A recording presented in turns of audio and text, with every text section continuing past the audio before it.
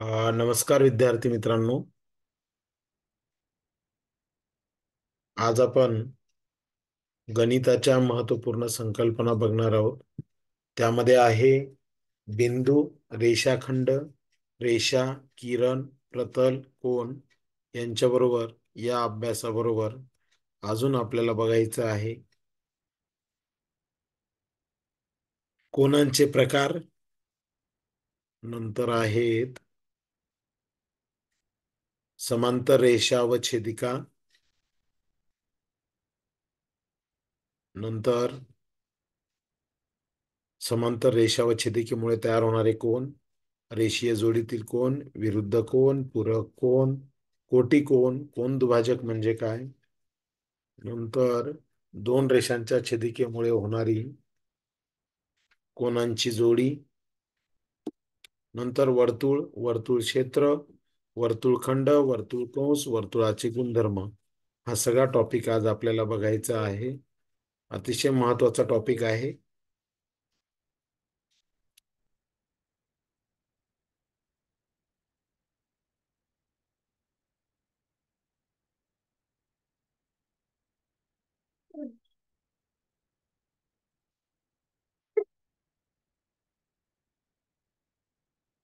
चला, कोण वाचतंय?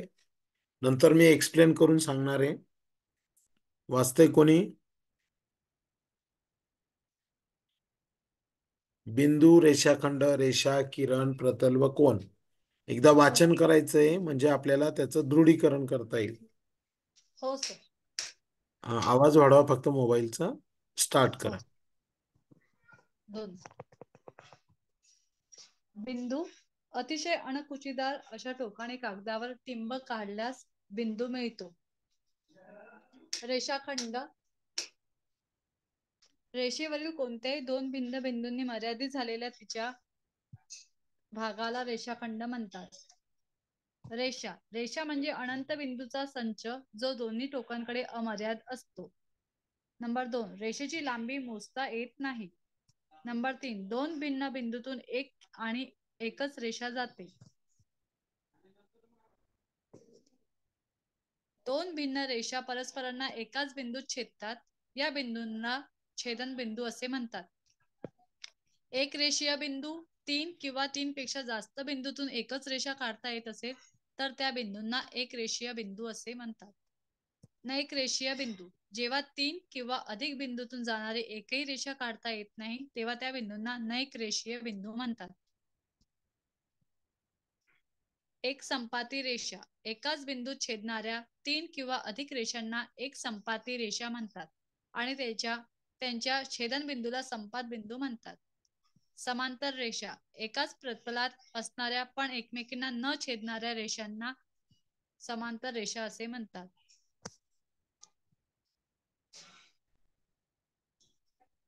असमांतर रेषा, एकाच प्रतलातील परस्परांना छेदणाऱ्या रेषांना असमांतर रेषा म्हणतात.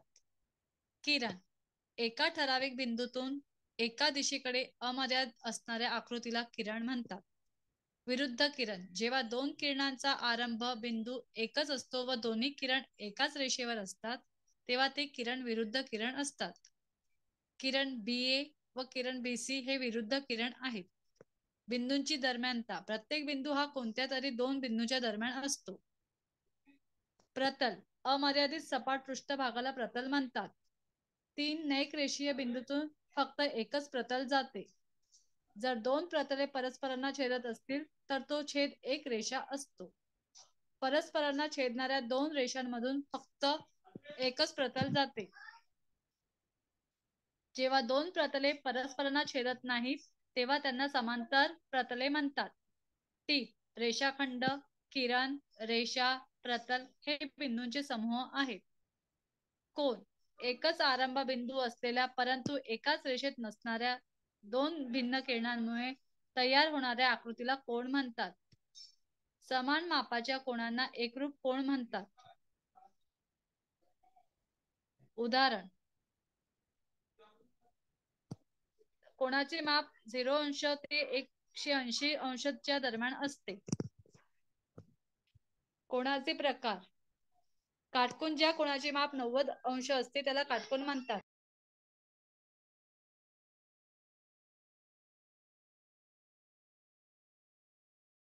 कोण, ज्या कोणाचे माप 0 अंशापेक्षा जास्त व 90 पेक्षा कमी असते त्याला कोणाला लघुकोन म्हणतात.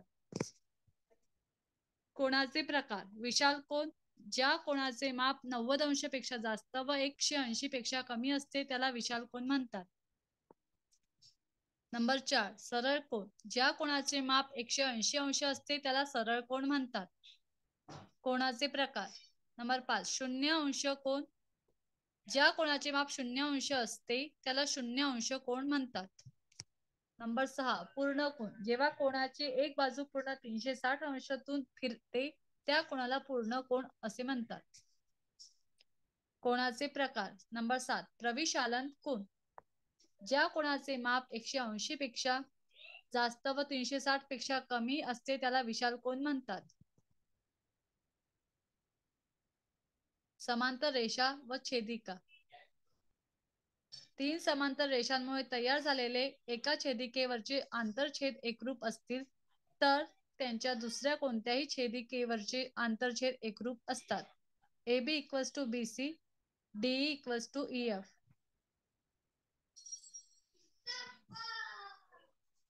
3 समांतर रेषांमुळे एका छेदिकेवरील आंतरछेदाच्या लांबीची गुणोत्तर व त्याच समांतर रेषांनी इतर कोणत्याही छेदिकेवर केलेल्या आंतरछेदाच्या लांबीची गुणोत्तर ही दोन गुणोत्तरे समान असतात. A/2 equals to 915. सोल्युशन वाचायचंय का सर? छेदिका, छेदिका, जेव्हा एखादी रेषा एका प्रतलातील 2 किंवा अधिक रेषांना भिन्न बिंदूत छेदते तेव्हा रेषेला छेदिका म्हणतात. आंतरकोन, आंतरकोन, जर छेदिकेने 2 समांतर रेषांना छेदले असेल तर प्रत्येक जोडीतील कोन परस्परांचे पूरक असतात. कोन 3. संगत कोन, संगत कोन, 2 समांतर रेषांना छेदिकेने छेदले असता मिळणाऱ्या संगत कोनाच्या जोड्या एकरूप असतात. कोन A इक्वल्स टू कोन E,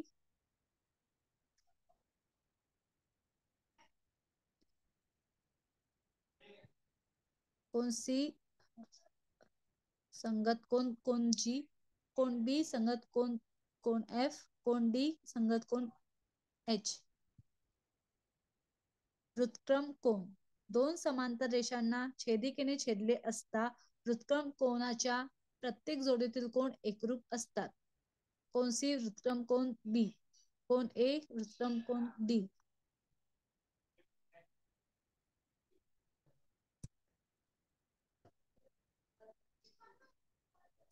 संलग्न कोन, संलग्न कोन, ज्या दोन कोणांची एक भुजा सामायिक असते आणि त्यांचे अंतर्भाग भिन्न भिन्न असतात त्या कोणांच्या जोडीला संलग्न कोनाची जोडी किंवा लगतच्या कोणांची जोडी म्हणतात.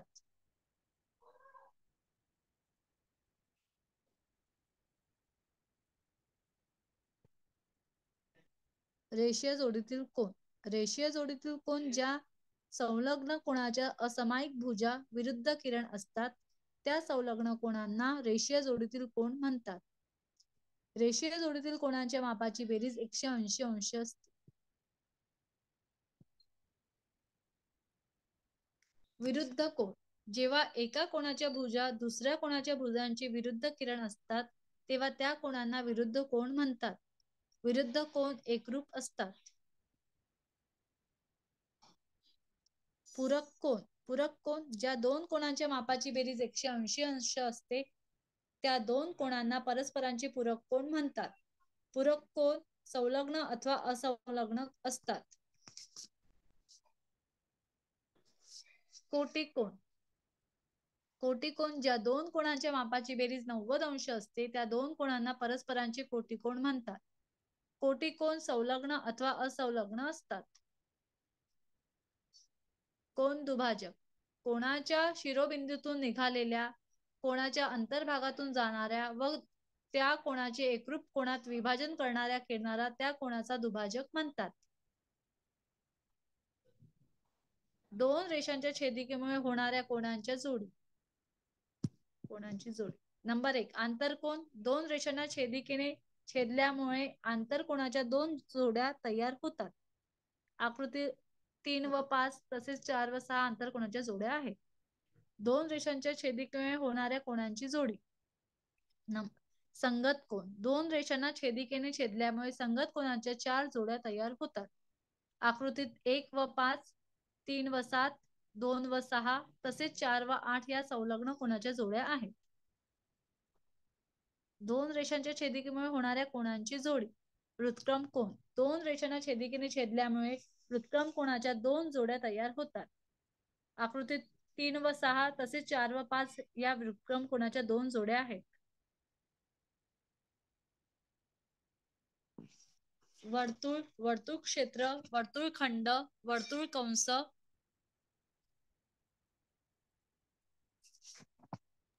Thank you madam. Okay sir, thank you.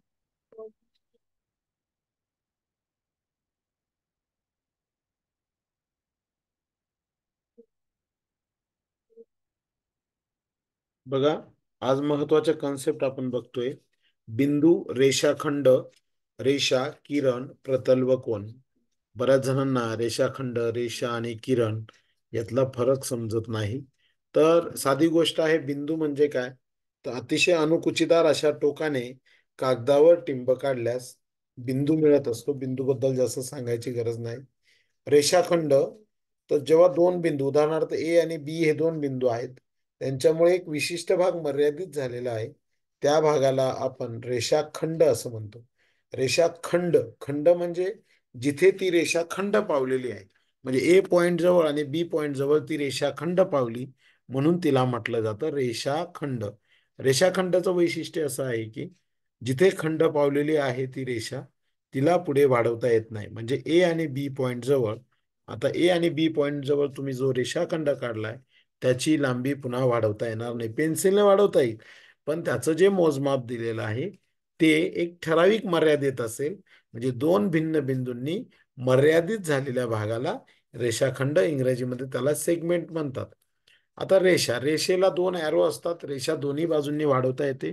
दोन्ही टोकांकडे रेषा ही अमर्याद असते. रेषेची लांबी मोजता येत नाही. दोन भिन्न बिंदूतून एक आणि एकच रेषा जाते.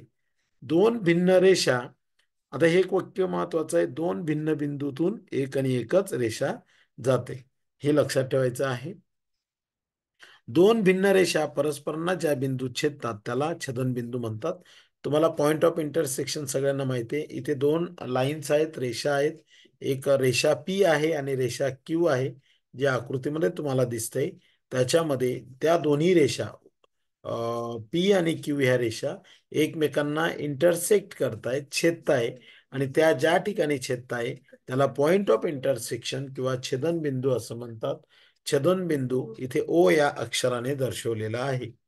त्यानंतर एक रेषीय बिंदू म्हणजे काय, एक, तीन किंवा तीनपेक्षा जास्त बिंदू एका रेषेत येत असतील तर त्यांना आपण एक रेषीय बिंदू म्हणतो. उदाहरणार्थ ए बी सी डी हे सगळे पॉइंट एका रेषेत आलेले आहेत, बरोबर आहे की नाही. याला कोलिनियर पॉइंट्स म्हणतात, म्हणजे एक रेषीय बिंदू असं म्हणतात.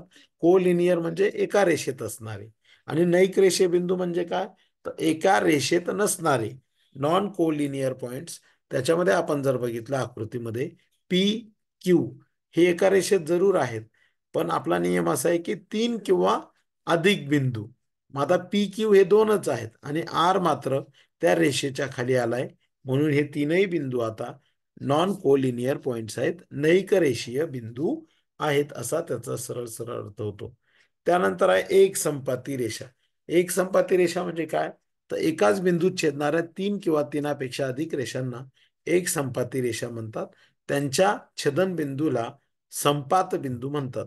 आता आकृतीमध्ये तुम्हाला दिसतंय की कोणत्या कुठल्या रेषा आहेत, ई एफ, एच जी, किंवा A B, C D, E F, H G, ह्या ज्या रेषा आहेत, या तीन, किती रेषा आहेत, ए बी एक आहे, सी डी एक आहे, ई एफ आहे आणि एच जी आहेत, हे चार रेषा आहेत. या चार रेषांनी काय केलं, एकमेकांना एका बिंदूत छेदलं. ज्या ठिकाणी त्यांनी एकमेकांना इंटरसेक्ट केलं त्या इंटरसेक्ट केलेल्या पॉइंटला संपात बिंदू असं म्हटलं जातं. आता संपात रेषा म्हणजे काय, तर एकाच प्रतलात असणाऱ्या पण एकमेकींना न छेदणाऱ्या रेषांना पॅरलल लाईन्स किंवा समांतर रेषा म्हणतात. आता दोन समांतर रेषांचं वैशिष्ट्य असे की दोन्ही दोन्ही बाजूला वाढवता येतात, परंतु त्या रेषा एकमेकांना भेटत नाही. आणि ज्या दोन रेषा एकमेकांना कधीच भेटू शकत नाही त्या झाल्या समांतर रेषा, जे तुम्हाला आकृतीमध्ये दिसत आहे. आता असमांतर रेषा म्हणजे काय, तर परस्परांना छेदणाऱ्या रेषांना असमांतर रेषा म्हणतात. म्हणजे वरच्या ज्या आहेत त्या पॅरलल लाईन्स आणि खालच्या ज्या आहेत त्या असमांतर रेषा आहेत. त्यानंतर आहे किरण. किरण म्हणजे काय, तर त्याला इंग्रजीमध्ये रे असं म्हणतात. एका ठराविक बिंदूतून एका दिशेकडे अमर्याद असणाऱ्या आकृतीला किरण म्हणतात. म्हणजे याच्यामध्ये तुम्हाला दिसतोय की उजव्या बाजूने ॲरो दाखवलेला आहे, त्या बाजूने तो किरण वाढवता येईल. म्हणजे रेषाखंडाला ॲरो नसतो, रेषेला दोन ॲरो असतात आणि किरणाला एकच ॲरो असतो, एवढं मात्र लक्षात ठेवायचं आहे. त्यानंतर आहे विरुद्ध किरण. आता विरुद्ध किरण म्हणजे काय, तर जेव्हा दोन किरणांचा आरंभ बिंदू एकच असतो, दोन्ही किरण एकाच रेषेवर असतात, तेव्हा ते किरण विरुद्ध किरण असतात. उदाहरणार्थ आकृतीमध्ये आरंभ बिंदू कोण आहे, तर बी आहे. बी पासून ए पर्यंत एक किरण तयार झाला आणि बी पासून सी पर्यंत दुसरा किरण तयार झाला. हे जे दोन किरण तयार झाले त्यांचा आरंभ बिंदू एकच आहे, दोन्ही किरण एकाच रेषेवर असतात, तेव्हा ते किरण विरुद्ध किरण असतात. किरण बी ए आणि किरण बी सी हे विरुद्ध किरण आहेत. त्यानंतर आहे बिंदूंची दरम्यानता. प्रत्येक बिंदू हा कोणत्या तरी दोन बिंदूंच्या दरम्यान असतो. उदाहरणार्थ ए बी सी मध्ये की बी हा बिंदू ए आणि सी च्या दरम्यान आहे, नंतर सी हा बिंदू बी आणि डी च्या दरम्यान आहे. म्हणजे पुढे जसजसं आपण ती रेषा वाढवत जाणवणार आहोत, तेव्हा प्रत्येक बिंदू हा कोणत्या तरी दोन बिंदूंच्या दरम्यान असतो. त्यानंतर आकृतीमध्ये ई नावाची जी आकृती दिसते त्याला प्लेन म्हणतात, प्रतल असं म्हटलं जातं. अमर्यादित सपाट पृष्ठभागाला प्रतल म्हणतात. तीन रेखरेषे बिंदूतून एकच प्रतल जाते आणि दोन प्रतल जर एकमेकांना छेदत असतील तर तो छेद एकच रेषा असते. हे साहजिक आहे. तुम्ही दोन पुठ्ठे घ्या, दोन एकमेकांमध्ये अडकवा, तर एकच अशी रेषा असेल की दोन प्रतले परस्परांना जर इंटरसेक्ट करत असतील तर त्यांचा छेद मात्र एकच रेषा असते. पुढे आहे परस्परांना छेदणाऱ्या दोन रेषांमधून एकच प्रतल जाते. हे वाक्य महत्वाचे आहेत. परीक्षेमध्ये तुम्हाला अचूक पर्याय कोणता असा प्रश्न विचारला जातो, त्यावेळेस आपल्याला हे माहिती पाहिजे. परस्परांना छेदणाऱ्या दोन रेषांमधून एकच प्रतल जाते. जेव्हा दोन प्रतले एकमेकांना छेदत नाही तेव्हा त्यांना समांतर प्रतले म्हणतात. आता सगळ्यात महत्वाचं, बिंदूचे समूह कोणाला म्हणतात, तर रेषाखंड म्हणजे सेगमेंट, किरण म्हणजे रे, रेषा म्हणजे लाईन आणि प्रतल म्हणजे प्लेन, हे बिंदूचे समूह आहेत. आता ज्यांना किरण समजला त्यांना कोन समजेल, अँगल. अँगल केव्हा तयार होतो, ज्या वेळेस दोन रेज किंवा दोन किरण एकत्र येतात त्यावेळेस अँगल तयार होतो, कोन तयार होतो. म्हणजे एकच आरंभ बिंदू असलेल्या परंतु एकाच रेषेत नसणाऱ्या दोन भिन्न किरणांमुळे तयार होणाऱ्या आकृतीला कोन म्हणतात. आता आकृतीमध्ये जो दिसतंय तुम्हाला या पद्धतीने कोन आहे. समान मापांच्या कोनांना एकरूप कोन असं म्हटलं जातं. उदाहरणार्थ measurement angle A B C 40 degree, measurement angle X Y Z 40 degree. मग याचा अर्थ दोन अँगल आहेत, एक अँगल हा 40 अंशाचा आहे, दुसरा कोन सुद्धा 40 अंशाचा आहे. याचा अर्थ दोन्ही कोन हे इक्विव्हॅलंट आहेत, एकरूप आहेत.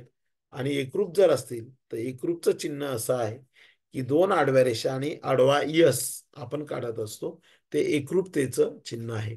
आणि नेहमी लक्षात कोणाचं माप हे 0 अंश ते 180च्या दरम्यान असते. म्हणजे जास्तीत जास्त मिनिमम अँगल हा 0 डिग्री तर मॅक्झिमम अँगल हा 180 डिग्रीचा असतो. परंतु तरी सुद्धा पुढे आपल्याला कोनांचे असे वेगवेगळे प्रकार बघायचे आहेत. पूर्ण कोन म्हणजे काय ते बघूया आपण. त्याच्या अगोदर तीन महत्वाचे कोनांचे प्रकार आहेत, ते सगळ्यांना माहिती आहेत. तीन महत्वाचे कोनांचे प्रकार, एक आहे काटकोन जो 90 अंशाचा असतो, लघुकोन जो सगळ्यात 90 अंशापेक्षा ज्याचं माप कमी असतं आणि 0 अंशापेक्षा 90 अंशापर्यंत ज्याचं माप असतं त्याला आपण लघुकोन म्हणतो. आकृतीमध्ये जो दिसतोय 30 अंशाचा लघुकोन आहे. आणि ज्या कोणाचं माप हे 90 अंशापेक्षा जास्त व 180 डिग्रीपेक्षा कमी असते त्याला विशाल कोन म्हणतात. तर अशा पद्धतीने विशाल कोन म्हणजे काय, 90 अंशापेक्षा जास्त आणि 180 पेक्षा कमी. त्यानंतर आहे सरळ कोन. सरळ कोन हा 180 डिग्रीचा असतो, तुम्हाला आकृतीमध्ये दिसतोय. त्याला स्ट्रेट अँगल म्हटलं जातं. इतर कोनांचे प्रकार 0 अंश कोन, ज्या कोनाचं माप 0 अंश असतं. उदाहरणार्थ इथे आकृतीमध्ये तो कोन सुरू झाला आणि तिथे संपलेला आहे. अशा पद्धतीने ज्या कोनाचं माप 0 डिग्री सेल्सिअस असतं, 0 असतं, 0 अंश असतं, त्यांना 0 अंश कोन म्हणतात. त्यानंतर आहे पूर्ण कोन, हा 360 डिग्रीचा असतो, ज्याला पूर्ण कोन म्हणतात, कम्प्लीट अँगल म्हणतात. तो आहे 360 डिग्री, 360 अंश.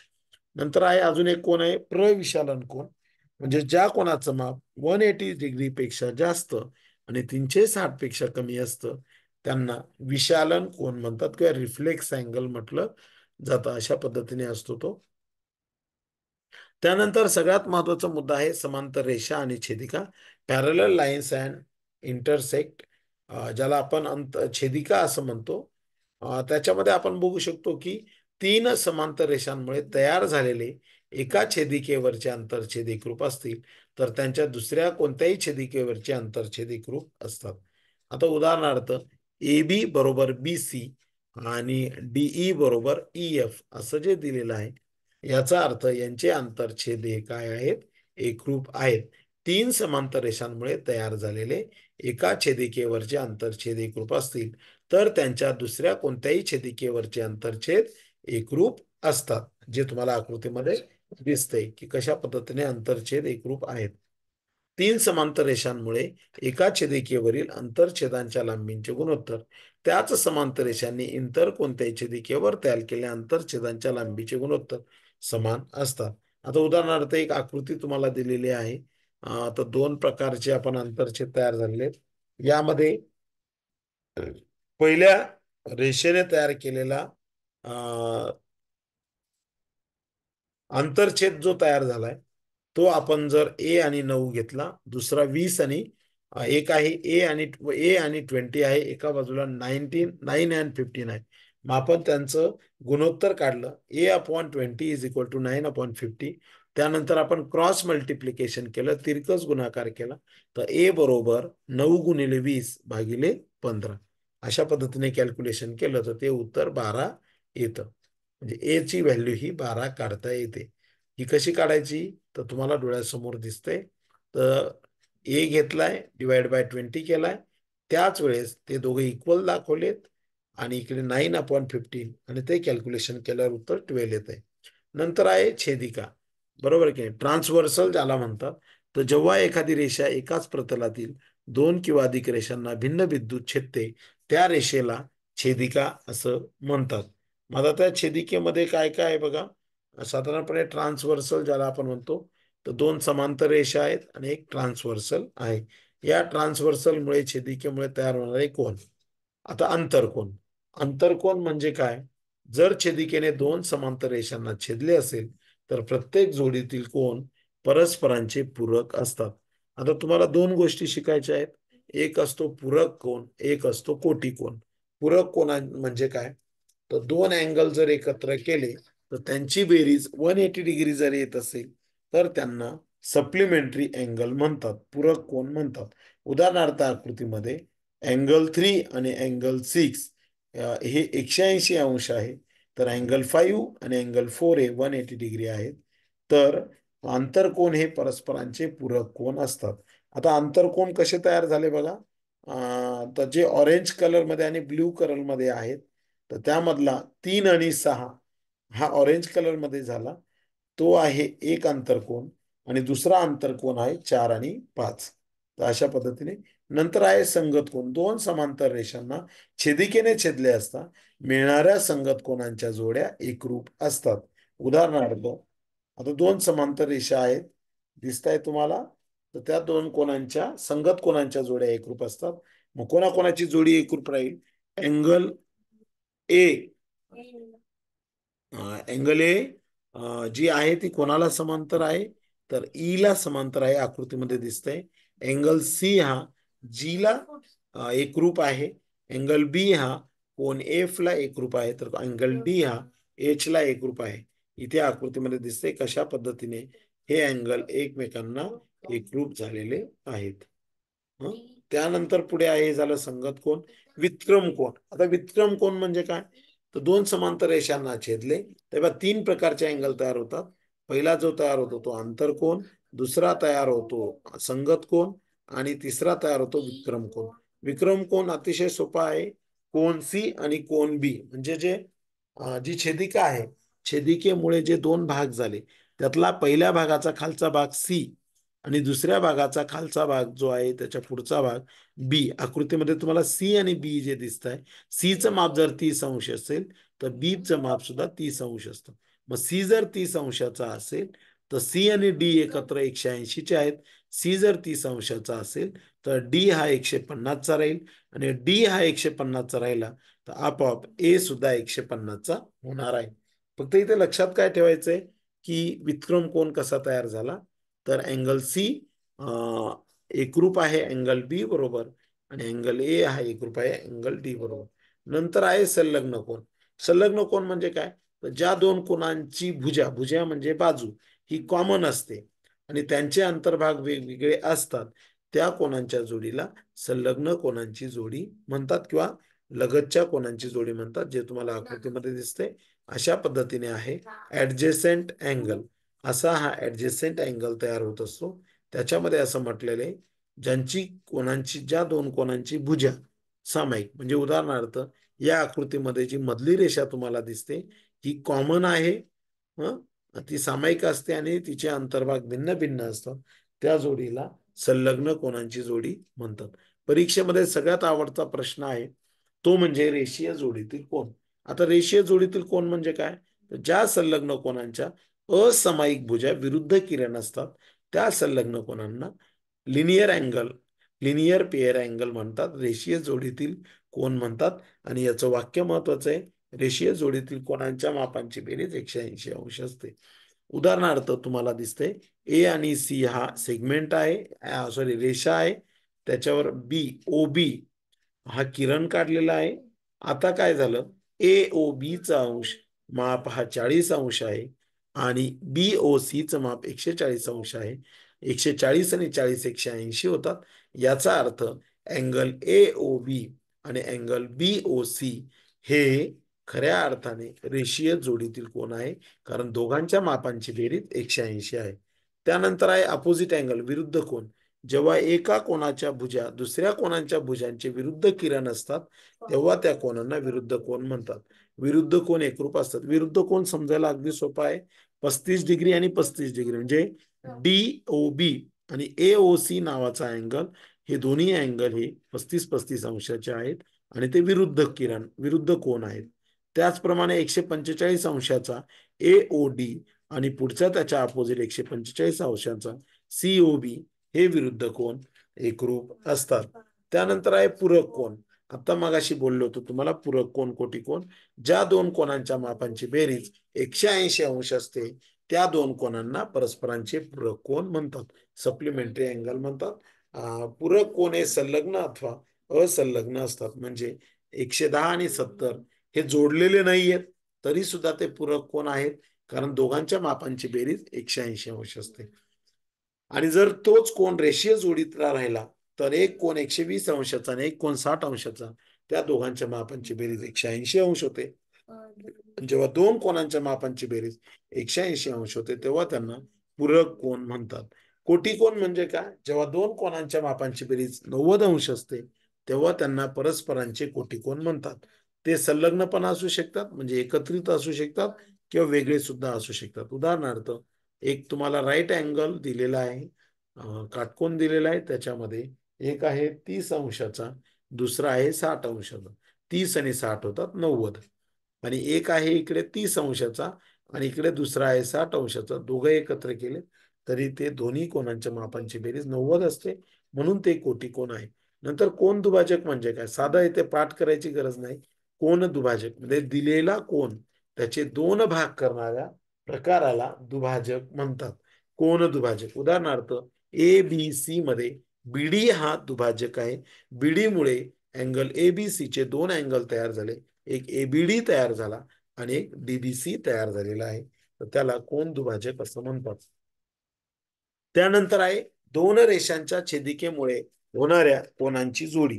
तर साधारणपणे दोन रेषांच्या छेदिकेमुळे तयार होणाऱ्या कोनांची जोडी एक आहे पहिला प्रकार अंतरकोन.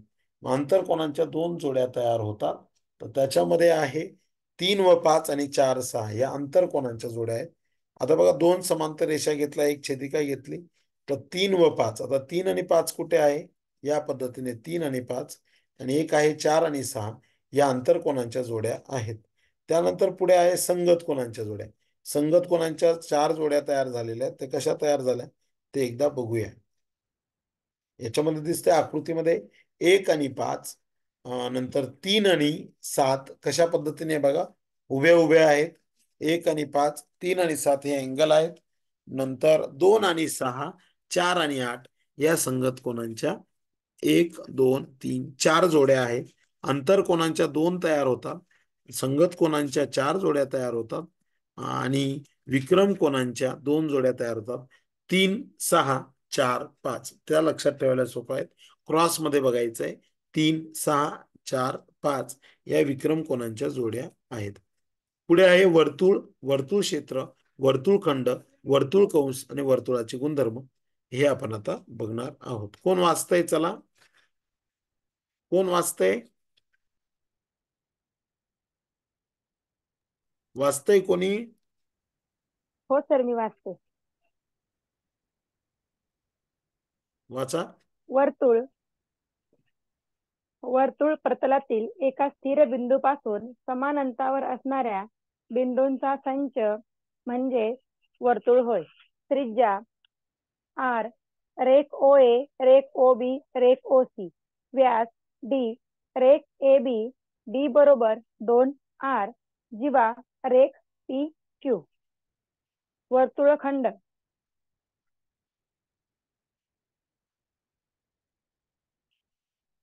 लघु वर्तुळखंड, वर्तुळखंड AXB, विशाल वर्तुळखंड, वर्तुळखंड AYD, अर्ध वर्तुळखंड, वर्तुळखंड ACB आणि वर्तुळखंड ADB. वर्तुळ क्षेत्र, वर्तुळ क्षेत्र वर्तुळाचा अंतर्भाग व वर्तुळाची कडा मिळून वर्तुळ क्षेत्र तयार होते. वर्तुळाचा अंतर्भाग बिंदू P, बिंदू D, बिंदू A. वर्तुळाचा बाह्यभाग बिंदू M, बिंदू A, बिंदू B. प्रत्यक्ष वर्तुळ बिंदू R, बिंदू N, बिंदू Q.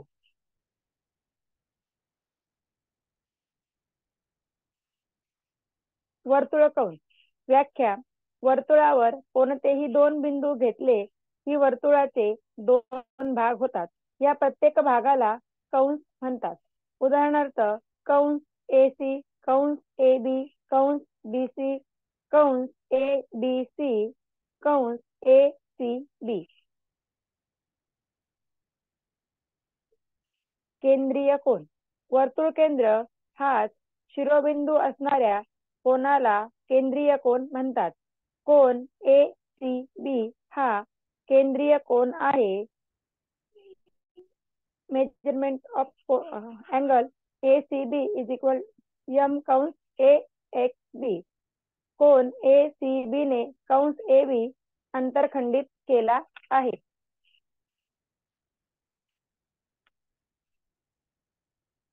लघु कंसाचे माप, लघु कंसाच्या संगत केंद्रीय कोनाचे माप हेच लघु कंसाचे माप असते.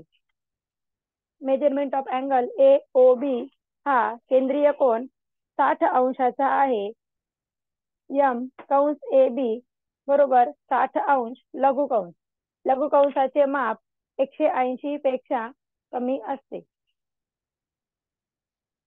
विशाल कंसाचे माप, विशाल कंसाचे माप बरोबर 360 अंश संगत वजा संगत लघु कंसाचे माप. 360 अंश वजा 60 अंश बरोबर 300 अंश. विशाल कंसाचे माप 180 अंशापेक्षा जास्त असते. अर्धवर्तुळ कंसाचे माप, अर्धवर्तुळ कंसाचे माप 180 अंश असते.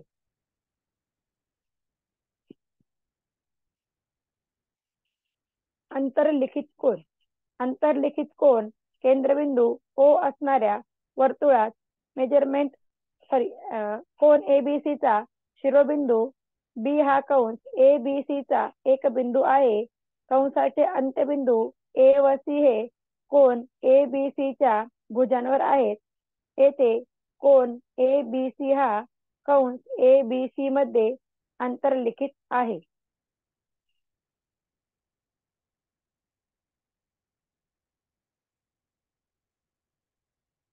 झाले. कोन ABC ने कंस ADC अंतरखंडित केला आहे. कंस ADC ला अंतरखंडित कंस म्हणतात. अंतर्लिखित कोन अंतरखंडित कंस यांचा संबंध. अंतर्लिखित कोनाचे माप त्याने अंतरखंडित केलेल्या कंसाच्या मापाच्या निम्मे असते. मेजरमेंट ऑफ अँगल ABC 1/2 गुणिले M कंस ADC 55 बरोबर 1/2 गुणिले M कंस ADC 55 गुणिले 2 बरोबर M कंस ADC M कंस ADC बरोबर 110 अंश. अर्धवर्तुळात अंतर्लिखित केलेला कोन. अर्धवर्तुळात अंतर्लिखित केलेल्या कोनाचे माप 90 अंश. मेजरमेंट ऑफ अँगल BAC बरोबर 1/2 गुणिले M कंस BAC 1/2 गुणिले 180 अंश बरोबर 90 अंश.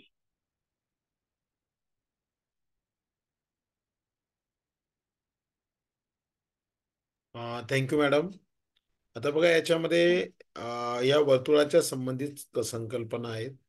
आता वर्तुळ काय असतं तर साधारणपणे वर्तुळ म्हणजे काय, प्रतलातील एका स्थिर बिंदूपासून समान अंतरावर असणाऱ्या बिंदूंचा संच, त्याला आपण वर्तुळ असं म्हणत असतो.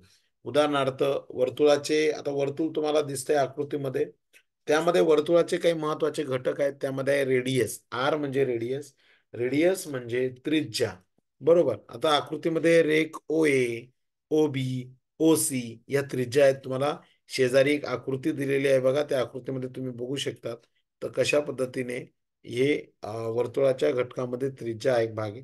व्यास, व्यास आहे AB आणि व्यास हा ज्याला डायमीटर म्हणतात, व्यास हा नेहमी त्रिज्येच्या दुप्पट असतो. उदाहरणार्थ AO 5 असेल, OB 5 असेल, हे दोन्ही मिळून AB तयार झाला. 5 आणि 5 किती झाले, 10. म्हणजे D is equal to 2R म्हणजे काय, तर डायमीटर बरोबर 2 इंटू रेडियस. व्यास हा त्रिज्येच्या दुप्पट असतो. उदाहरणार्थ, आणि पुढे आहे जीवा. आता जीवा कोण आहे तर रेख PQ. रेख PQ अशी असते की तिचा वर्तुळ केंद्राशी काही संबंध नसतो, तिला जीवा असं म्हटलं जातं. PQ ही जीवा आहे. नंतर आहे वर्तुळखंड. आता वर्तुळखंड दोन प्रकारचे असतात, एक लघु वर्तुळखंड, एक विशाळ वर्तुळखंड, बरोबर. आता लघु वर्तुळखंड कोणता आहे तर वर्तुळखंड AXB हा जो भाग दिसतोय AXB आणि AYB हा मोठा भाग आहे. जो भाग मोठा असेल तो विशाल, जो भाग लहान असेल तो लहान वर्तुळखंड. आणि अर्धवर्तुळखंड अगदी सोपे, जेव्हा वर्तुळाचे दोन भाग केले जातात तर एक भाग पूर्ण 180 अंशाचा, दुसरा भाग 180 अंशाचा, ते झाले अर्धवर्तुळखंड. वर्तुळ क्षेत्र, आता वर्तुळ क्षेत्र म्हणजे काय तर अंतर्भाग आणि वर्तुळाची कडा मिळून तयार होते वर्तुळ क्षेत्र. आता तुम्हाला हे काही सांगायची गरज नाही, वर्तुळाचा अंतर्भाग, बाह्य भाग आणि प्रत्यक्ष वर्तुळ, तर त्याच्यामध्ये ते बिंदू दिलेले आहेत. मध्ये जे बिंदू आहेत ते अंतर्भागातले, बाहेर जे आहेत ते बाह्य भागातले, आणि प्रत्यक्ष वर्तुळमध्ये वर्तुळावर कोणकोणते बिंदू आहेत ते तुम्हाला स्क्रीनवर दिसत आहे. नंतर आहे वर्तुळ कंस. वर्तुळ कंस म्हणजे काय, वर्तुळावर कोणतेही दोन बिंदू घेतले आणि वर्तुळाचे दोन भाग होतात, त्या प्रत्येक भागाला कंस असं म्हणतात. उदाहरणार्थ कंस AC, कंस AB, कंस BC, कंस ABC, कंस ACB, या पद्धतीने या प्रत्येक भागाला कंस म्हणतात. कोणकोणते आहेत कंस, कंस AC आहे, कंस AB आहे आणि कंस ABC आहे. तर या पद्धतीने हे कंस आहेत. नंतर आहे केंद्रीय कोन. केंद्रीय कोन म्हणजे काय तर वर्तुळ केंद्र हाच शिरोबिंदू असणाऱ्या कोणाला केंद्रीय कोन म्हणतात. उदाहरणार्थ तुम्हाला आकृतीमध्ये दिसतंय की C हा शिरोबिंदू आहे त्या वर्तुळ केंद्र हाच शिरोबिंदू असणाऱ्या कोणाला. आता ACB मध्ये सी हा शिरोबिंदू आहे. साधारणपणे शिरोबिंदू म्हणजे काय, जो शीर म्हणजे डोके, बरोबर आहे की नाही, म्हणजे डोक्याला असणारे बिंदू. ACB हे सुद्धा शिरोबिंदूच आहेत. त्यातला सी हा असा शिरोबिंदू आहे की जो वर्तुळ केंद्र आहे वर्तुळाचा, त्याला केंद्रीय कोन म्हणतात. अँगल ACB हा केंद्रीय कोन आहे. म्हणजे याच्यामध्ये असं म्हटलेलं आहे, measurement angle ACB is equal to measurement arc ACB. म्हणजे कोन ACB चं जे माप आहे तेच कंस AXB चं आहे. AXB चं आहे, इथं AXB आपल्याला दिलेला आहे. आता आकृतीमध्ये आहे का XB, आणि ACB ने कंस AB हा अंतरखंडित केलेला आहे. आता तुम्हाला कोणाचं माप विचारलंय, तर मेजरमेंट अँगल ACB चं माप हे मेजरमेंट अँगल कंस AXB एवढं आहे. आता ACB ने AB हा भाग या ठिकाणी काय केलेला आहे, अंतरखंडित केलेला आहे. इथे D शब्द आलाय, D च्या ऐवजी X लक्षात ठेवायचा आहे. लघु कंसाचं माप हे केंद्रीय कोनाच्या मापा एवढे असते. उदाहरणार्थ अँगल AOB हा केंद्रीय कोन आहे 60 अंशाचा. व मेजरमेंट कंस AB बरोबर 60 अंश लघु कंसाचे माप 180 अंशापेक्षा कमी असते. लक्षात ठेवायचं, लघु कंस हा 180 अंशापेक्षा कमी असतो. आकृतीमध्ये जी दिसते ना तुम्हाला, AOB हा 60 अंशाचा आहे, म्हणून तो काय आहे, लघु कंसाचं माप हे काय असतं, केंद्रीय कोनाचे माप हेच लघु कंसाचे माप असतं. म्हणजे वरची जर आकृती आपण पाहिली तर ACB जर 55 असेल तर AB हा आर्क जो आहे तो सुद्धा 55 अंशाचाच असणार आहे. विशाल कंसाचं माप काढायचं असेल तर आता तुम्ही ऑलरेडी इथे लघु कंस घेतलाय. उदाहरणार्थ मी इथे एक पॉइंट ठेवला, A आणि B च्या दरम्यान समजा X नावाचा पॉइंट ठेवला, मग AXB हा विशाल कंस झाला. मग आता वर्तुळाचं माप किती असतं, 360 अंश. आणि जर तुम्हाला लघु कंसाचं माप काढता आलं, आता इथे ऑलरेडी आकृती तीच आहे बघा, विशाल कंसाचं माप काढायला लावलं तर आपल्याला माहिती आहे की पूर्ण वर्तुळ 360 अंशाचं असतं. 360 अंश वजा संगत लघु कंसाचं माप. आता 360 मधून 60 गेले 300 अंश. आता इथे तुम्हाला दिसतंय की A आणि B पर्यंतचा जो भाग आहे, ब्लॅक भाग आहे, हा पूर्ण जवळजवळ 300 अंशाचा आहे. आणि उरलेला जो AB नावाचा भाग आहे, जो लघु कंस आहे, तो आहे 60 अंशाचा. अशा पद्धतीने लघु कंस आणि विशाल कंस. नंतर अर्धवर्तुळ कंस तुम्हाला माहिती आहे 180 अंशाचा असतं, 2 भाग होतात. नंतर आहे अंतर्लिखित कोन. अंतर्लिखित कोन केंद्रबिंदू O असणाऱ्या, आता बघा केंद्रीय कोन कुठे असतो, तो O जवळ अँगल तयार होतो.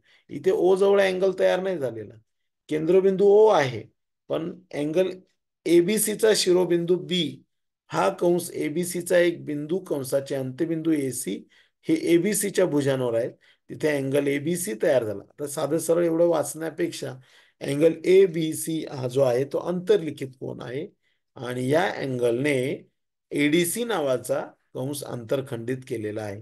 म्हणजे अँगल ABC याने कोणता भाग व्यापलेला आहे, किंवा कोणत्या भागाला आपल्या ताब्यामध्ये घेतलंय, तर ADC नावा भागाला. आणि ADC नावाचा भाग आहे तो अंतरखंडित कंस आहे. आणि अंतरखंडित कंस आणि अंतर्लिखित कोनाचा काय संबंध आहे, तर ते निम्मे माप असतं. अंतर्लिखित कोनाचं माप हे अंतरखंडित केलेल्या कंसाच्या मापाच्या निम्मे असतं. उदाहरणार्थ आता तुम्हाला दिसतंय की याच्यामध्ये अंतर्लिखित कोन कोणता आहे, तर तो आहे ABC. मग आपल्याला वाक्य काय आहे, अंतर्लिखित कोनाचे माप त्याने अंतरखंडित केलेल्या कंसाच्या मापाच्या निम्मे असते. आता ABC ने, ABC चा अँगल 55 अंशाचा आहे, मग तो जर 55चा असेल तर ADC किती अंशाचा असेल, 110 अंशाचा. कारण अंतर्लिखित कोन 55 अंशाचा केव्हा तयार झाला, ज्या वेळेस ADC हा 110. तो जर 120 राहिला असता तर ABCचं माप किती आलं असतं, 60 अंश. 60 अंश. अगदी सोपं आहे, लक्षात ठेवायचं आहे.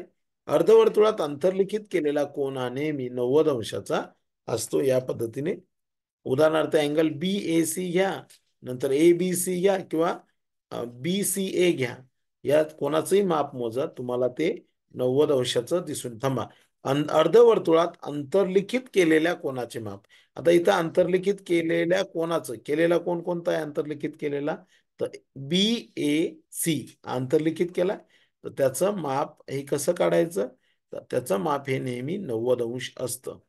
आता measurement angle BAC is equal to half into M measurement कंस BAC. आता BAC कंस जो आहे तो अर्धवर्तुळ कंस आहे. अर्धवर्तुळ कंसाचं माप 180. 180च्या निम्मे करायचं म्हणजे 90 अंश. या पद्धतीने लक्षात ठेवायचं आहे. पुढची PDF मी शेअर करतो.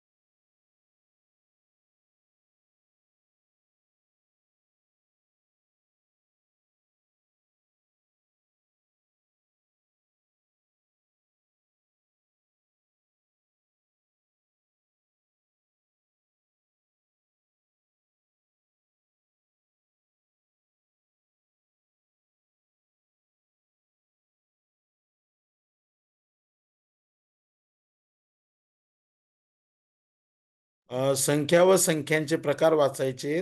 कोण वाचतंय? मी वाचते सर. सरिता मॅडम वाचा. संख्या व संख्यांचे प्रकार.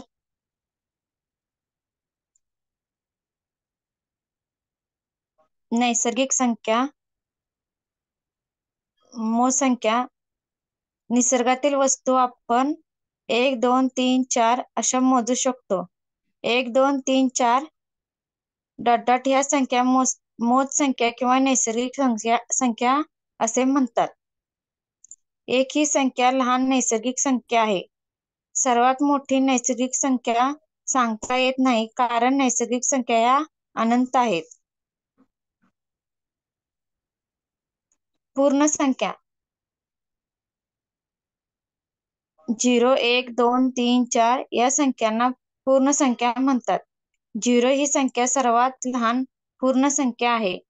सर्वात मोठी पूर्ण संख्या सांगता येत नाही कारण पूर्ण संख्या अनंत आहेत.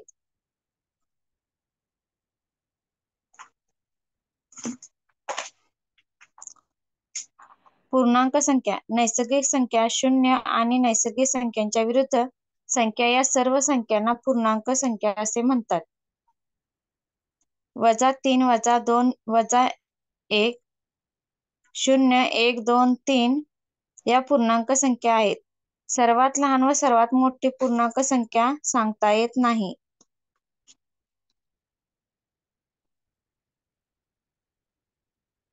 पूर्णांक संख्या, नैसर्गिक संख्या, शून्य आणि नैसर्गिक संख्येच्या विरुद्ध संख्या या सर्व संख्यांना पूर्णांक संख्या असे म्हणतात. -3 -2 -1 0 1 2 3 या पूर्णांक संख्या आहेत. सर्वात लहान व सर्वात मोठी पूर्णांक संख्या सांगता येत नाही.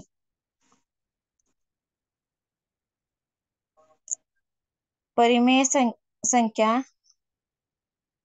P/Q या रूपातील संख्येला परिमेय संख्या म्हणतात. P व Q या पूर्णांक संख्या आहेत आणि Q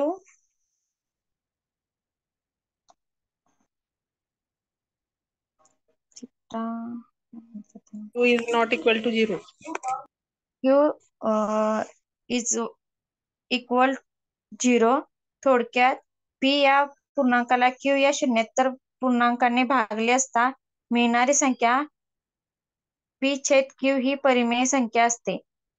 उदाहरणार्थ 4/7 -5/9 -7 0/8 3 या परिमेय संख्या आहेत.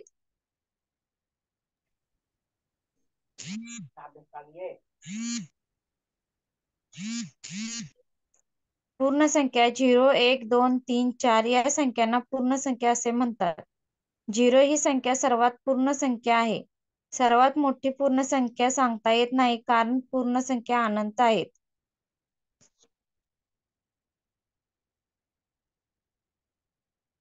झाले हे. नैसर्गिक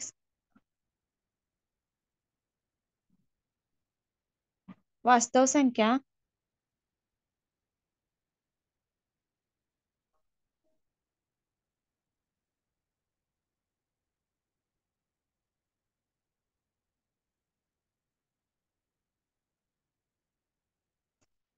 वास्तव संख्या परिमेय व अपरिमेय संख्या मिळून जो संख्या समूह तयार होतो त्याला वास्तव संख्या समूह म्हणतात. प्रत्येक परिमेय व अपरिमेय संख्या वास्तव संख्या असते.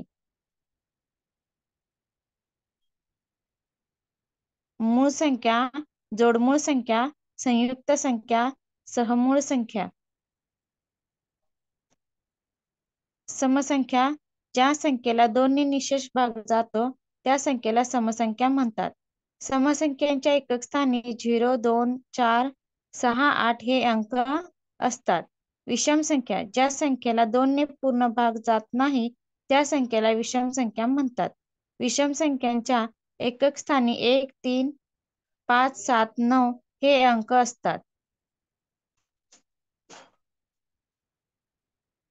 मूळ संख्या ज्या संख्येला 1 व 30 संख्या याशिवाय इतर कोणत्याही संख्येने पूर्ण भाग जात नाही त्या संख्येला मूळ संख्या असे म्हणतात. संयुक्त संख्या ज्या संख्येला 2 पेक्षा जास्त विभाजक असतात त्या संख्येला संयुक्त संख्या म्हणतात. एक ही संख्या मूळ संख्या ही नाही आणि संयुक्त संख्या ही नाही. 1 ते 100 पर्यंतच्या मूळ संख्या. 1 ते 10 मूळ संख्या 2, 3, 5, 7. 11 ते 20 11, 13, 17, 19. 21 ते 30 मूळ संख्या 23, 29. 31 ते 40 मूळ संख्या 31, 37. 41 ते 50 मूळ संख्या 41, 43, 47. 51 ते 60 मूळ संख्या 53, 59. 61 ते 70 मूळ संख्या 61, 67. 71 ते 80 मूळ संख्या 71, 73, 79. 81 ते 90 मूळ संख्या 83, 89. 91 ते 100 मूळ संख्या 97. 1 ते 100 पर्यंतच्या एकूण 25 मूळ संख्या आहेत. जोडमूळ संख्या ज्या दोन मूळ संख्यांमधील फरक 2 असतो त्या मूळ संख्यांना जोडमूळ संख्या म्हणतात. 1 ते 100 पर्यंत 8 जोडमूळ संख्यांच्या जोड्या आहेत. 3, 5, 5, 7, 11, 13, 17, 19, 29, 31, 41, 43, 59, 61, 71, 73.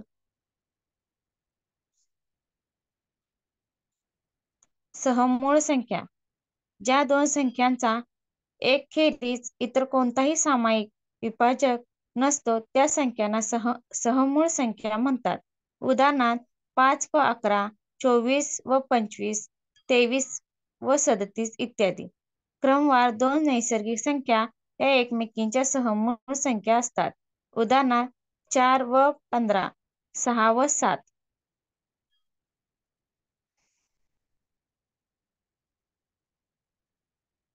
विरुद्ध संख्या कंसात बेरीज व्यस्त संख्या ज्या दोन परिमेय संख्यांची बेरीज 0 असते त्या संख्यांना एकमेकींच्या विरुद्ध संख्या किंवा बेरीज व्यस्त संख्या म्हणतात. उदाहरणार्थ 2 अधिक कंसात 2 कंस पूर्ण बरोबर 0 म्हणून 2 आणि -2 या एकमेकींच्या विरुद्ध संख्या आहेत. गुणाकार व्यस्त संख्या ज्या दोन परिमेय संख्यांचा गुणाकार 1 येतो त्या संख्यांना एकमेकींच्या गुणाकार व्यस्त संख्या म्हणतात. उदाहरणार्थ 3 गुणिले 1 अंश छेद 3 बरोबर 1. म्हणून 3 आणि 1/3 या एकमेकींच्या गुणाकार व्यस्त संख्या आहेत.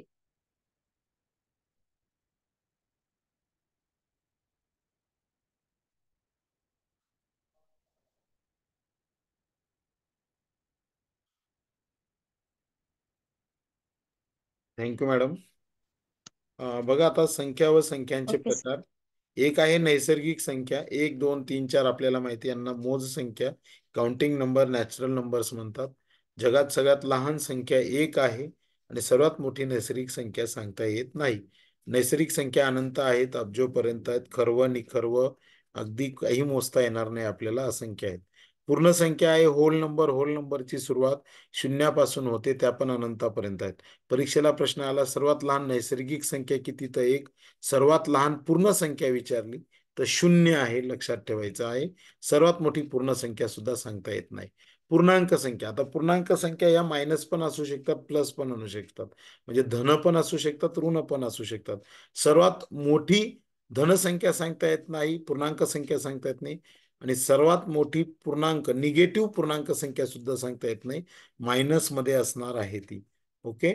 सर्वात लहान व सर्वात मोठी पूर्णांक संख्या सांगता येत नाही. 0 असू शकत नाही, कारण 0 हा मध्यभागी असेल 1 2 3 4 अब्जपर्यंत, -1 -2 -3 अब्जपर्यंत, फक्त मायनस चिन्ह असेल त्यांना त्या पूर्णांक संख्या झाल्या.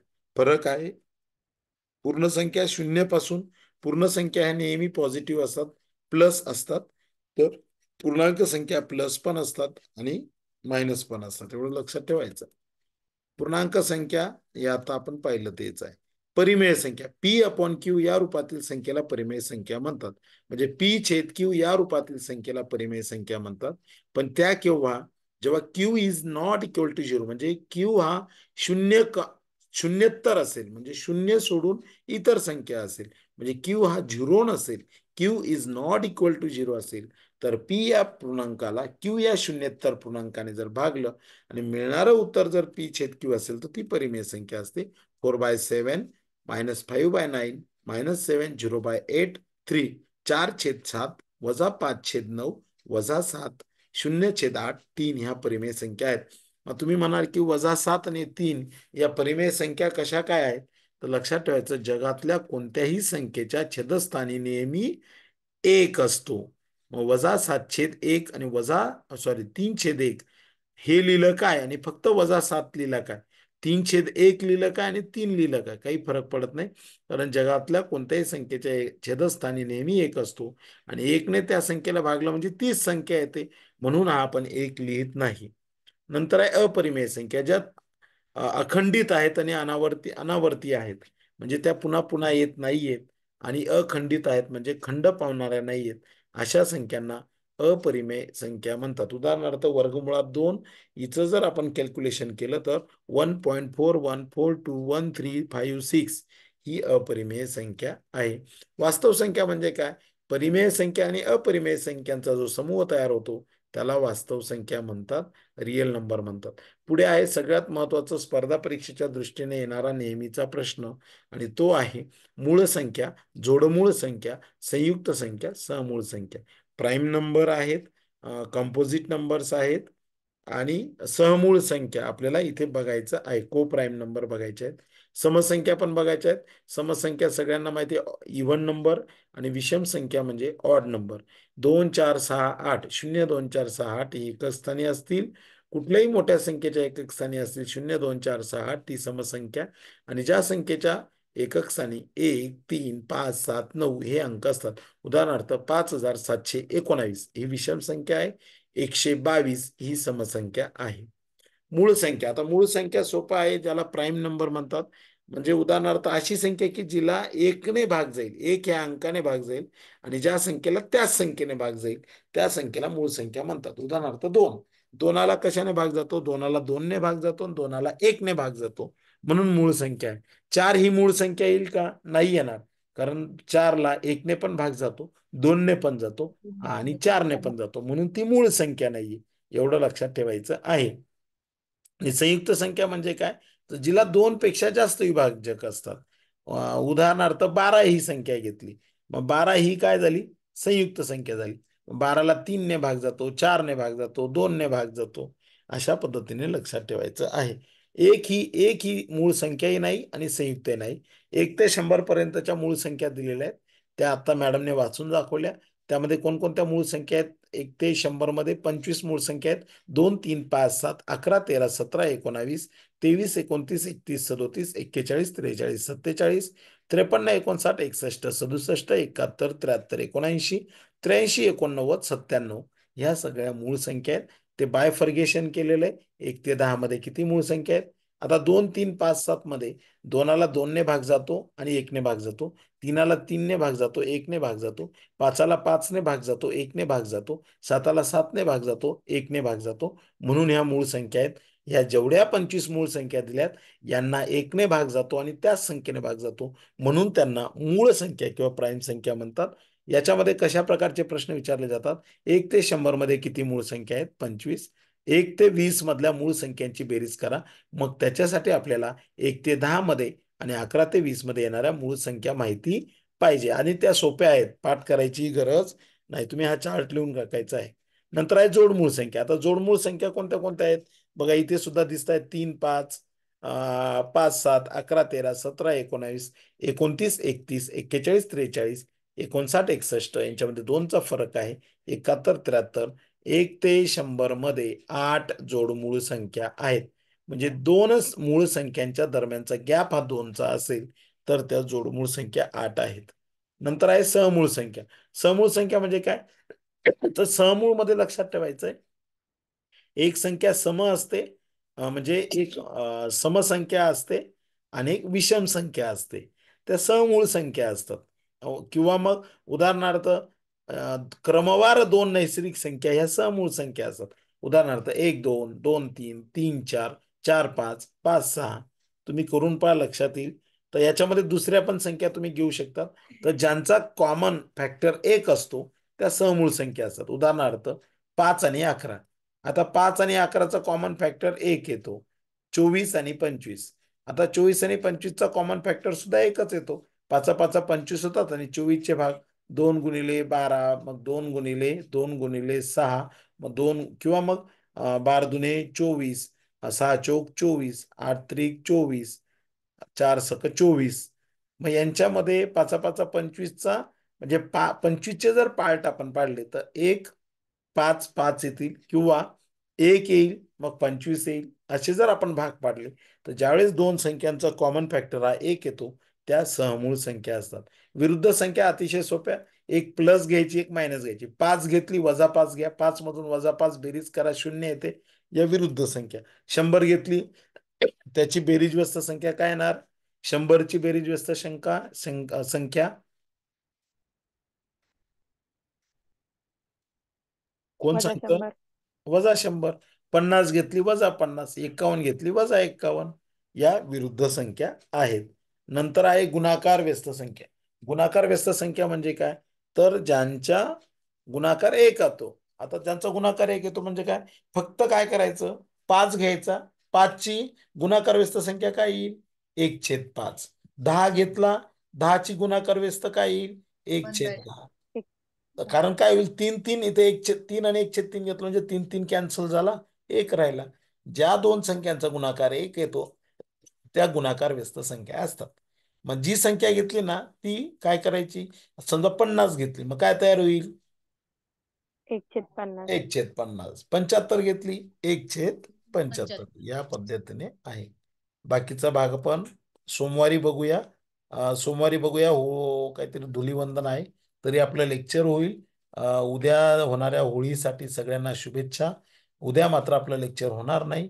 होळीचा आनंद घ्या आणि मी सकाळी तुम्हाला टेस्ट पेपर टाकून देतो. सो गुड नाईट, शुभरात्री. थँक्यू. मला पण सर होळीच्या हार्दिक शुभेच्छा. थँक्यू. Good night.